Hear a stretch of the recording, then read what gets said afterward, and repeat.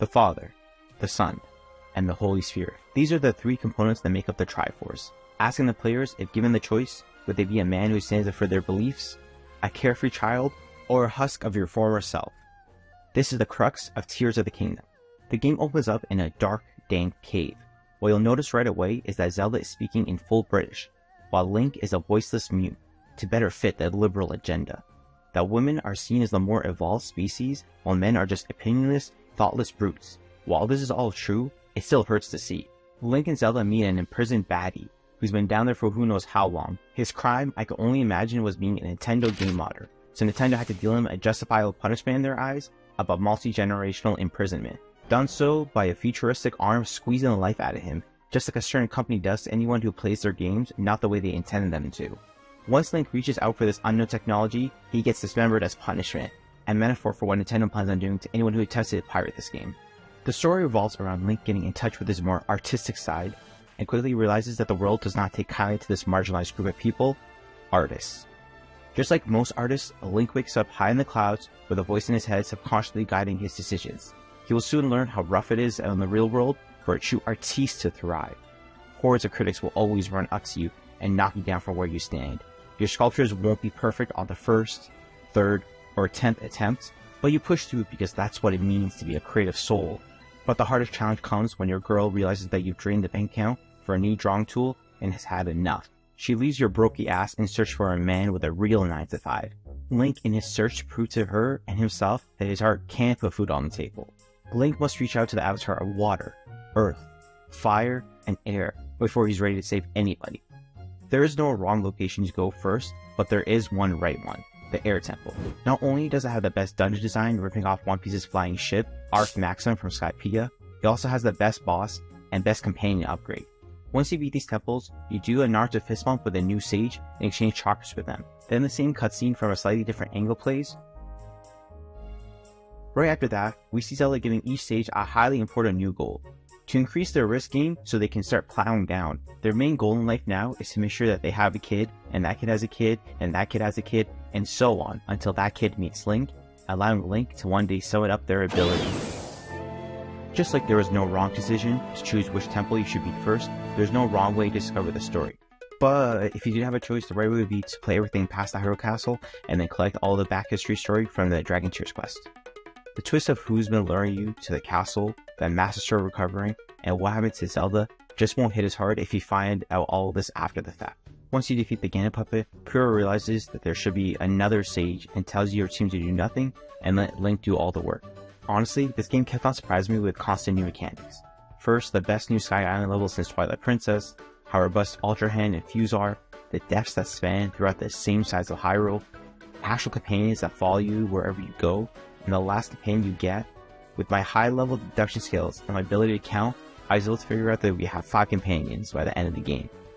You get new bling after every companion, and Link has 5 fingers, 1 for each companion, so I knew there would be 1 more. 1, 2, 3, 4, 5. I figured it would be Zelda as a post-game reward, and should be pulling up with an ancient Zonai light arrow gap, but you get a fully rideable and customizable mech. What were these guys on while developing this game? Miyazaki, you crazy for this, man. Once you gather up your whole crew, you'll be curb stomping fools left and right. For most people, playing this will be the closest thing to having actual friends. Now that you're all squatted up, all that's left is for Link to find the Master Sword. The Dragon Tears quest cutscenes tell you where it is, but just in case context clues weren't enough, you gotta ask the boy, the Great Dookie Tree, to spit out the info. Track down that sword, and now you got the new and improved Master Sword that's been charging up its holy power for tens of thousands of years, and it's broken in the first fight. Why make it time travel back and forth if it's just the same as before? Link can now beeline to Ganon, because your shit will break in 5 swings. You want to save all your motor skills to defeat it. As you run through the gauntlet of enemies, you don't have to fight, the music gets heavier just like your beating heart.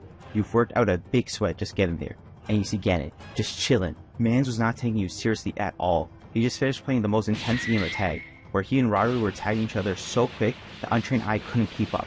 An obvious reference to the fact that Ganondorf is the Demon King. Demon translated from Japanese, where this game is created, means Oni, and the term Oni Goku means to play tag in Japanese. Nintendo flexing their use of symbolism to the very end. Noah's unparalleled use of metaphors Link is nothing compared to him, and Ganondorf is down. What he didn't know, that this reincarnation of Link is a master chef and a godlike packer. No matter how much he may dish out, a quick meal will fix you right up. Ganondorf has a gamer moment and decides to rage quit, but he can't even do that right. So we put an end to his suffering, and since we can't end the game on a total downer, we get an undeserved Deus Ex Machina to wrap everything up, and that's it. That's the story in a nutshell. The game does a scarily accurate job of showing you what the day-to-day life of a modern artist is. Constantly scratching from meal to meal, your drawing tools breaking under the slightest pressure, killing anyone who disagrees with you, and always moving on from one job to the next. Unlike most Zelda games, in this reincarnation of Link, you'll quickly notice that he's homeless. He was unable to find work, and now is a nomad who must freelance his services until it becomes a full-time thing. So you'll scrounge for tools and enter a constant cycle of creation and destruction. This is what we call in the real world a gameplay loop. You start your day waking up, doing what needs to be done throughout the day, and then falling back to sleep, restarting the loop. Every game or basic day has a loop. The good ones make sure you never notice that it's happening. While you're building and creating, you should tap into the game's multiplayer features, aka YouTube. If you aren't sharing and searching what everyone else is creating, you're generally missing out what the community has been able to build with these basic building blocks that has honestly been pretty insane.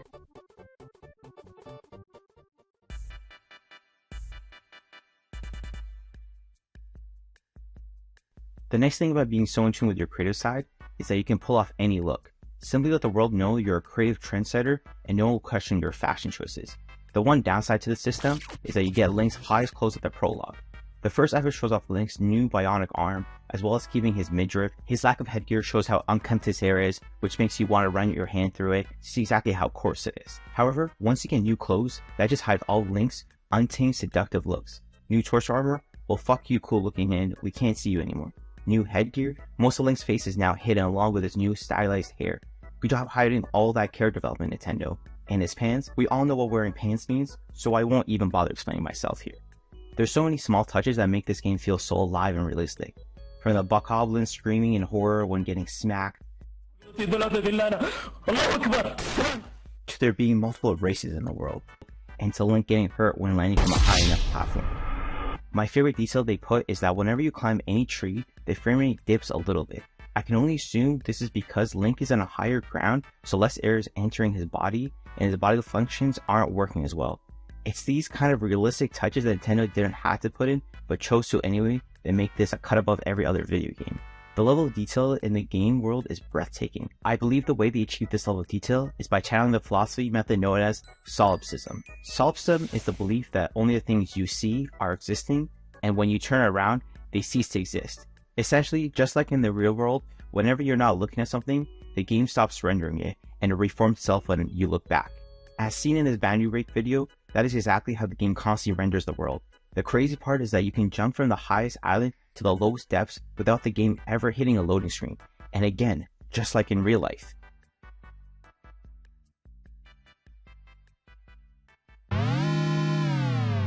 Just like most other artists, we start careers by flinging ourselves from the top of the sky, and those creative enough to figure out how to survive mid-jump are able to start their journey. Tears of the Kingdom has an exceptionally stylish art style, where it bases its characters, items, and backgrounds on mostly realistic proportions, but they render them in less than realistic textures. If we set up a scale of most realistic looking 3D Zelda as Twilight Princess to most stylized Zelda as The Wind Waker, Tears of the Kingdom would be somewhere in the middle.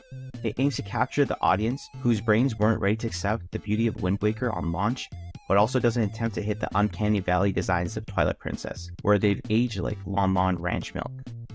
This realism to style scale can also be swapped out for a well-aged to poorly aged scale. If I had to use all my critical thinking ability, the biggest culprit of why Twilight Princess aesthetic has aged poorly would be how the lighting system works. Not its textures or uncanny designs, but its lighting. The attempt of subsurface scattering, or multi-shadow lighting, to give off a more realistic light source hitting the models might have looked great in 2007, but our technology has advanced so much in that time we can see in other games how the light source should look like. So instead of a realistic view, our eyes can see why it looks off. While Wind Waker goes for a flat hue with one highlight look, allowing it to stand the test of time, it's so far from reality that it can't be compared to our own. And since Tears of the Kingdom also finds a way to render the models and lighting in a more artistic approach, it will stand the test of time better than a realistic art style attempt. Tears of the Kingdom has a pretty creative way it stylizes its world.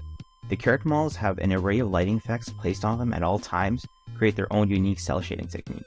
Cell shading is an art style that renders what could be realistic lighting to large distinct groups of color.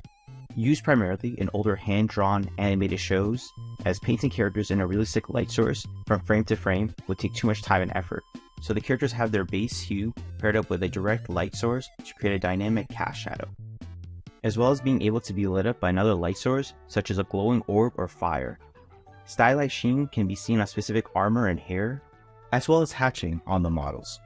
And most importantly, the characters are silhouetted with a subtle rim white outline. Disguised as a light source hitting the characters, it doubles as a way to increase readability for characters close and far.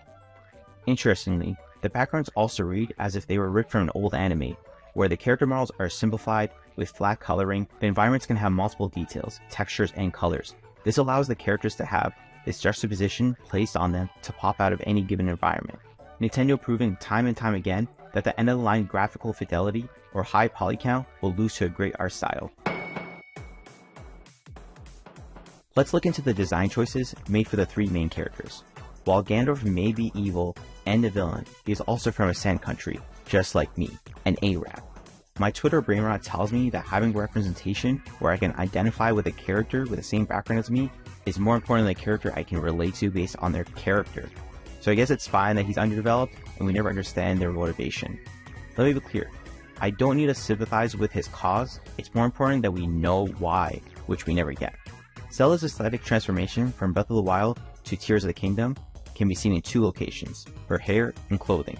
Let's start with her hair. In Breath of the Wild, it's long, coarse, and gets everywhere to illustrate her untameness when it's all let out, but also she is a dignified ruler when tied up, to signify that she is a modest and meek ruler but will get in the mud if need be. We play by anime rules, getting a haircut represents cutting the past behind and symbolizes determination, self-confidence, and maturity going forward, while her clothes are no longer white or day and pajama-like for her 100-year slumber. They are closer to Link's final outfit, reflecting her mindset to go adventuring into the unknown depths below. While I touched upon Link's problematic clothing options earlier on, I didn't touch upon his new tools such as his arm and hair. The latter was tied up to look prepared and polished as any Hyrule Knight should. This time it's been released and unkempt to refract Zelda's previous look, like a certain Ouroboros image that's plastered everywhere. Now Link is a wild, untamed one, looking like his true artist self, where he probably hasn't showered for a while, he doesn't have the funds to go get a haircut. Just as dangerous as not getting a clean haircut is the demonic infection spreading on Link's arm, a clear homage to Ashitaka from Studio Ghibli's Princess Mononoke. Now Link will understand the trials and tribulations of the creative soul, that the same outlet that can bring us so much joy through creating can also be a huge source of pain. The big mystery surrounding the characters is if Link and Zelda have finally gotten around to seeing each other. People were wondering this so hard that Zelda's voice actor had to step in and give an official answer, which was yes. However, according to this respectable gaming news outlet, Polygon, they have written this well-researched article where Link is actually a gay icon.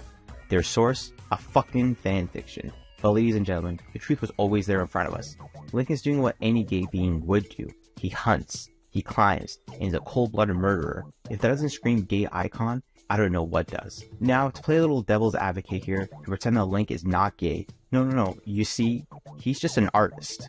And if you find any Rule 34 art of Link doing some gay deeds, he's just simply trying to find some artistic inspiration. The artist's role is to live life for the sole purpose of creating content. You want to go to dinner? It becomes a Mr. Beast challenge of who can eat the most. You saw a movie that was mid? Here's why Puss in Boots is a cinematic disaster. You slept too early? 5 tips and tricks to have the best sleep. Artists need to be as open-minded and ended to accept inspiration from wherever it comes, as it's better to be overly inspired than have an art block. So in conclusion, Link getting dicked down is not gay. He's just doing what any artist would do. At the end of the day, Tears of the Kingdom might not be the most realistic looking game, but what it lacks on being on a dated console, it makes up for it in its sheer girth of creativity. These mofos could have released the game buggy as hell a year earlier and promised to update it later on. But thankfully for everyone, they chose not to. The mark of a good game in 2023 is not to have this type of DLC ready before the game releases.